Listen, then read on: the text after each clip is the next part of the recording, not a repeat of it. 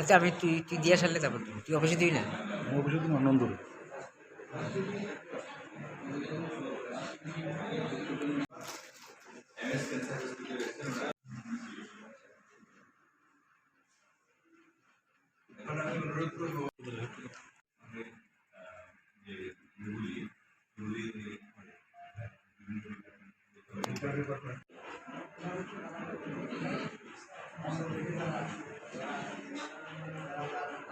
কাজ করে গেছেন, আজকে আবার একটা নতুন দায়িত্ব এখানে পেলেন, কীরকম কি? কিছু তো পরিবর্তন হবে, মিনারি যখন আছেন কিছু চেঞ্জ হবে এবং রোগী কল্যাণ ব্যাপারটা প্রাইমারি, এটা আমরা করার চেষ্টা করব। এখন কী করবো বলতে রাজি না আমরা আলোচনা করবো সবার সঙ্গে, তারপরে অবশ্যই আলোচনা করে নেক্সট টাইম যখন হবে তখন আমরা বাইরে দেবো যে আমরা কী কী করতে চাই। আগে আলোচনা করি, আগে পরিস্থিতিটা বুঝি, তারপরে কী করতে হবে সেটা পরে বলি, কিন্তু রোগীদের যাতে ভালো হয় সেটাই আলটিমেটলি আমাদের উদ্দেশ্য।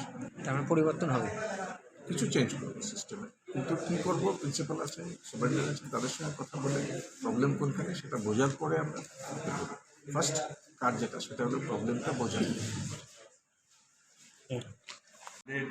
রোগী কল্যাণ সমিতি অনেক দিনের, এবার নতুনভাবে নতুন কমিটি হয়েছে। আমি প্রথমেই নতুন কমিটির যারা সদস্যরা আছেন, ইনক্লুডিং এই কমিটির চেয়ারপারসন শ্রীমতী মীনা রানী সরকার, এমএলএ ত্রিপুরা বিধানসভা, ওনাকে স্বাগত জানাই। সাথে সাথে এই কমিটির ভাইস চেয়ারপারসন, যিনি আগেও আমাদের এই কমিটিতে ছিলেন এবং আমাদেরকে অনেক পরামর্শ দিয়েছেন, অনেক সাহায্য সহায়তা করেছেন, ডক্টর অশোক সিনহা স্যার, ওনাকে স্বাগত জানাই।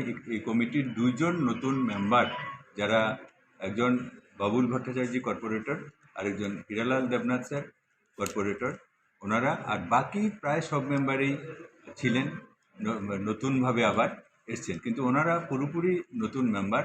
এই দুজন প্লাস আমাদের যে মাননীয় চেয়ারপারসন মহোদয়, উনি সম্পূর্ণভাবে নতুন মেম্বার। আমি ওনাদেরকে স্বাগত জানাই। আশা করি আমরা ওনাদের নেতৃত্বে, ওনাদের পরামর্শে, ওনাদের গাইডেন্সে জিবি হাসপাতালকে আরও বেশি মানুষ যাতে সুযোগ সুবিধা পায়, আরও বেশি ইউজার ফ্রেন্ডলি করে তুলতে পারবো, আরও বেশি পরিষেবা মানুষকে, ত্রিপুরাবাসীকে আমরা দিতে পারবো, সেই আশা রেখে আজকের